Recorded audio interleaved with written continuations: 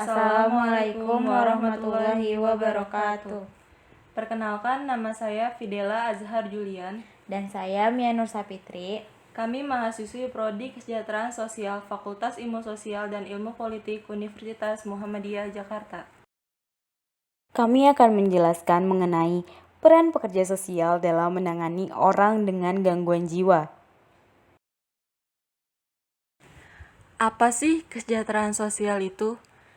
Dalam Undang-Undang Nomor 11 Tahun 2009, kesejahteraan sosial adalah kondisi terpenuhinya kebutuhan material, spiritual, dan sosial warga negara agar dapat hidup layak dan mampu mengembangkan diri, sehingga dapat melaksanakan fungsi sosialnya.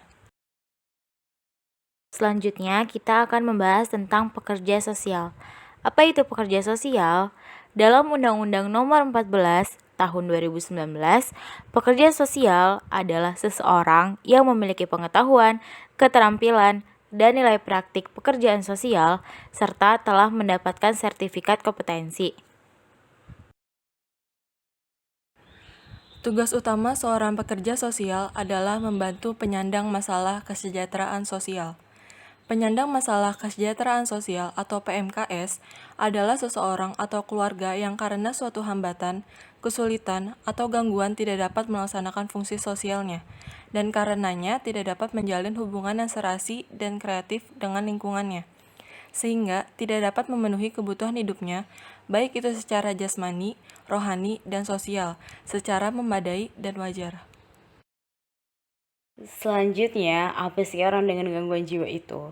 Orang dengan gangguan jiwa atau biasa disebut dengan ODGJ adalah orang yang mengalami gangguan dalam pikiran, perilaku, dan perasaan yang termanifestasi dalam bentuk sekumpulan gejala dan atau perubahan perilaku yang bermakna, serta dapat menimbulkan penderitaan dan hambatan dalam menjalankan fungsi orang sebagai manusia.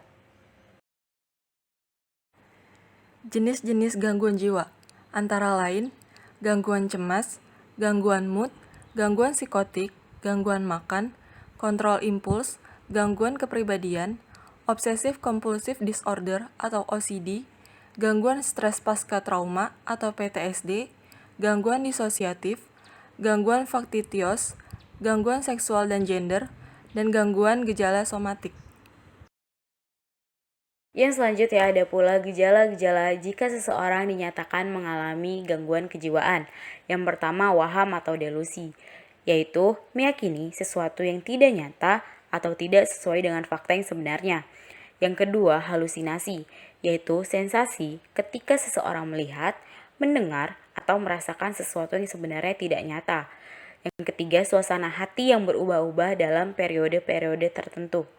Yang keempat, perasaan sedih yang berlangsung hingga berminggu-minggu, bahkan berbulan-bulan. Yang kelima, perasaan cemas dan takut yang berlebihan dan terus-menerus sampai mengganggu aktivitas sehari-hari. Yang keenam, gangguan makan, misalnya merasa takut berat badan bertambah, cenderung memuntahkan makanan, atau makan dalam jumlah yang banyak. Yang ketujuh, perubahan pada pola tidur, seperti mudah mengantuk dan tertidur, sulit tidur, serta gangguan pernapasan dan kaki gelisah saat tidur. Yang kedelapan, kecanduan nikotin dan alkohol, serta penyalahgunaan nafza. Yang kesembilan, marah berlebihan sampai mengamuk dan melakukan tindak kekerasan. Yang kesepuluh, perilaku yang tidak wajar. Selanjutnya, ada bentuk-bentuk perlindungan hukum terhadap penderita gangguan jiwa dalam pelayanan kesehatan. Yang pertama, jaminan pengaturan pelayanan kesehatan di fasilitas pelayanan kesehatan yang mudah dijangkau dan sesuai dengan standar pelayanan kesehatan jiwa. Yang kedua, jaminan pengaturan ODGJ mencapai kualitas hidup yang sebaik-baiknya dan menikmati kehidupan kejiwaan yang sehat, bebas dari ketakutan. Yang ketiga, jaminan pengaturan untuk membebaskan ODGJ dari pemasungan. Yang keempat, jaminan pengaturan rehabilitasi dan pemberdayaan ODGJ. Yang kelima, jaminan pengaturan pemeriksaan kesehatan jiwa bagi terdakwa dan korban, serta tergugat dan penggugat dengan indikasi gangguan jiwa untuk kepentingan hukum. Yang keenam, jaminan pengaturan atas ketersediaan obat psikofarmaka sesuai dengan kebutuhannya. Yang ketujuh, jaminan pengaturan persetujuan atas tindakan medis. Yang kedelapan, jaminan pengaturan informasi yang jujur dan lengkap tentang data kesehatan jiwanya.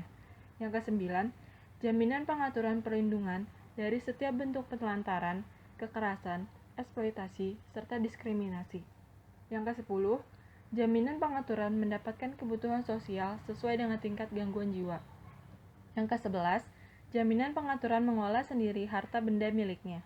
Yang ke-12, jaminan pengaturan mendapatkan hak sebagai pasien di rumah sakit. Yang ke-13, jaminan pengaturan hak yang sama sebagai warga negara. Yang ke-14, jaminan pengaturan persamaan perlakuan dalam setiap aspek kehidupan. Dalam menangani kasus orang dengan gangguan jiwa, pekerja sosial pasti memiliki peranan yang sangat penting. Yang pertama, pengelolaan pasien gangguan jiwa membutuhkan manajemen kasus yang baik untuk menjamin kontinuitas perawatan. Yang kedua, psikiater, perawat jiwa, psikolog klinis banyak berperan pada aspek kuratif yang bertujuan untuk meredakan gejala klinis dan mengurangi penderitaan. Sedangkan pekerja sosial memegang kendali strategis dalam upaya rehabilitatif yang lebih bertujuan kepada pemulihan fungsi. Yang ketiga, pekerja sosial sangat berperan dalam upaya restorasi fungsi psikososial dan meningkatkan kualitas hidup pasien. Dan yang terakhir, yang keempat, di negara maju, peran sentral dari manajemen kasus gangguan mental kronis seperti demensia, psikosis, dan narkoba dipegang oleh pekerja sosial. Namun, di Indonesia sendiri, keterlibatan pekerja sosial dalam upaya pelayanan kesehatan jiwa masih sangat terbatas. Sekian yang dapat kami sampaikan mengenai peran pekerja sosial dalam menangani kasus orang dengan gangguan jiwa. Dan jika teman-teman tertarik untuk menjadi seorang pekerja sosial, teman-teman bisa bergabung di program studi Kesejahteraan Sosial Fakultas Ilmu Sosial dan Ilmu Politik yang ada di Universitas Muhammadiyah Jakarta. Terima kasih sudah menyaksikan. Dah.